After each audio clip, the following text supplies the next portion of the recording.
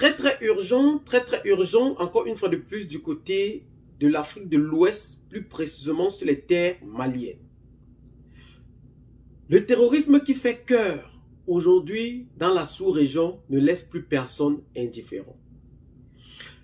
Le Sénégal a décidé de mettre la main officiellement sur la bataille de Tinzaoten du côté du Mali pour la reconquête du territoire national. Qu'en est-il réellement?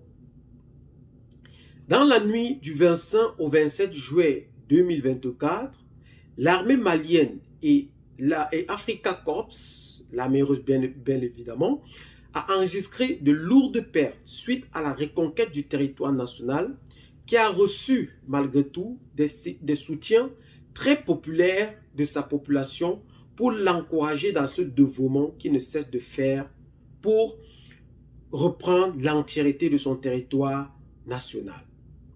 Mais d'abord, le pays qu'on appelle aujourd'hui l'Ukraine a donc officiellement donné son intention de soutenir les terroristes sur le sol ouest africain, en particulier au Mali. Mais pour cela, ceci est passé par la voix de son ambassadeur situé au Sénégal. Mais qu'en est-il donc réellement? L'armée malienne et Africa Corps, qui ne cessent de temps à autre de se donner corps et âme pour la reconquête du territoire national, comme l'avait dit le colonel Assimi Goïta en 2021 lorsqu'il prenait le pouvoir, ils ont enregistré de lourdes pertes dans le nord du Mali, plus précisément à Tinzaoten, où l'armée russe bel et bien en fait aussi, ou compte de nombreuses pertes en vies humaines. Ces pertes en vies humaines ont été revendiquées par des groupes terroristes, secouant leur victoire d'une plus haute importance. Pour cela, le gouvernement ukrainien a été accusé sur cette affaire par la publication de son ambassadeur situé sur le sol sénégalais. Parce qu'il a publié une vidéo sur la propagande, voulant mettre en exergue ainsi la victoire des terroristes qui ont endeuillé le peuple malien. Le gouvernement donc sénégalais n'est pas resté indifférent face à cela et ont donc décidé de sortir pour faire face. Communiqué. Ministère de l'intégration africaine et des affaires étrangères. Dakar, le 3 août 2024. Communiqué de presse. Le ministère de l'intégration africaine et des affaires étrangères a pris connaissance avec surprise de la publication sur la page Facebook de l'ambassadeur d'Ukraine à Dakar d'une vidéo de propagande de l'armée ukrainienne accompagnée d'un commentaire de l'ambassadeur ukrainien lui-même apportant un soutien sans équivoque et sans nuance à l'attaque terroriste perpétrée entre le 25 et 27 juillet 2024 dans le nord Mali par des rebelles Touaregs et des membres du groupe de soutien à l'islam et aux musulmans en abrégé Jenim contre les forces armées du Mali FAMA ayant entraîné d'importantes pertes en vies humaines en leur sein. Constant dans sa position de neutralité constructive dans le conflit russo-ukrainien et eu égard à l'appel constant de ses plus hautes autorités aux parties belligérantes, a privilégié les voies de règlement pacifique du différend qui les oppose, le Sénégal ne peut tolérer une quelconque tentative de transférer sur son territoire la propagande médiatique en cours dans ce conflit. De même, notre pays qui rejette le terrorisme sous toutes ses formes ne saurait accepter sur son territoire et en aucune manière des propos et gestes allant dans le sens de l'apologie du terrorisme, surtout lorsque ce dernier vise à déstabiliser un pays frère comme le Mali. Ainsi, le Sénégal réitère sa condamnation avec la dernière énergie de l'attaque commise par ces groupes terroristes en termes maliennes. En cette douloureuse circonstance, le Sénégal renouvelle au gouvernement et au peuple du Mali sa solidarité sans faille et présente ses sincères condoléances aux familles des victimes et souhaite un prompt rétablissement aux blessés.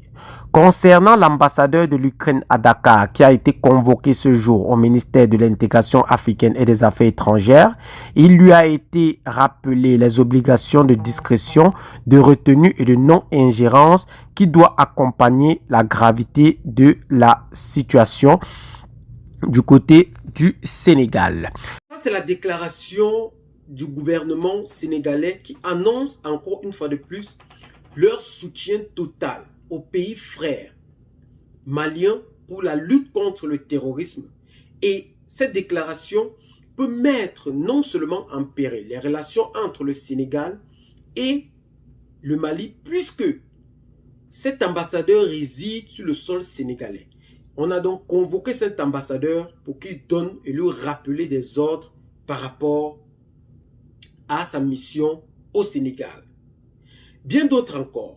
Le gouvernement malien vient de rompre officiellement ses relations avec l'Ukraine. Pourquoi? Parce que après cette propagande ukrainienne de leur ambassadeur situé sur le sol sénégalais, le gouvernement ukrainien est resté muet par rapport à cela. Le gouvernement malien a donc intentionnellement dit que si jusqu'ici, ce gouvernement n'a pas justifié ou donné une réponse par rapport à cette publication, ça veut dire qu'en réalité, ils approuvent ce que l'ambassadeur ukrainien a fait sur le sol sénégalais. Ils ont donc officiellement rompu des relations directes avec l'Ukraine. Ceci étant, nous nous posons des questions si réellement cet ambassadeur est vraiment un ambassadeur ou il a été juste un gangster qu'on a installé ou qu'on a juste envoyé au Sénégal pour remplir ses missions. Approuver une telle démarche ou appréhender un tel esprit pour soutenir ce terrorisme qui a endeuillé les familles, vraiment, ça a été très mal vu malgré sa suppression sur la chaîne Facebook qui ne cessait de prendre une autre tournure et ne cessait de faire mal, encore une fois de plus, au peuple africain. Vraiment, nous disons ou nous profitons encore une fois de plus pour cela, pour soutenir encore l'armée malienne qui ne cesse de se battre nuit et jour, qui se donne corps et âme pour la lutte antiterroriste sur son sol. Vraiment encore beaucoup de courage et nous souhaitons que ces deux pays reviennent encore à de bons sentiments. Parce que la paix en vaut mieux que tout. La paix en vaut mieux que tout. Revenir à de bons sentiments pour des peuples revient encore une fois de plus à construire un environnement harmonieux et productif. Et c'est ce que les deux États doivent de temps à autre faire pour entretenir cela. Le président Bassirou Diomaye Faye, à travers son ministre des Affaires étrangères, n'a que pris une bonne décision afin de montrer qu'il, en réalité, ne fait pas partie de cette propagande qu'a fait l'ambassadeur ukrainien sur le sol sénégalais.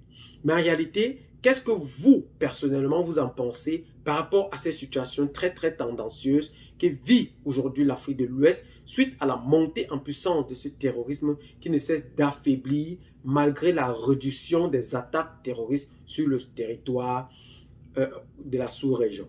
Laissez donc massivement vos commentaires pour nous aider à mieux élucider ce sujet du côté de l'Afrique de l'Ouest et plus précisément dans la communauté internationale. Abonnez-vous massivement à la chaîne si ce n'est pas encore fait.